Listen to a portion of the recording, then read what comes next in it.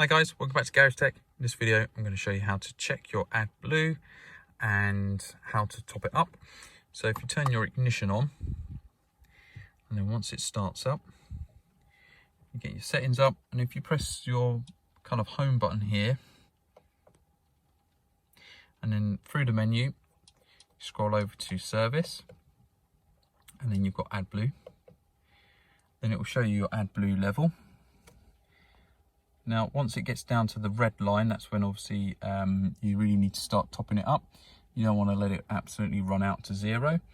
So it's easy enough to top it up. As you can see, it does tell you your range as well. So we've currently got 3,900 miles of range left, but to top it up, it's nice and simple. It's by where your fuel filler is. So around this side,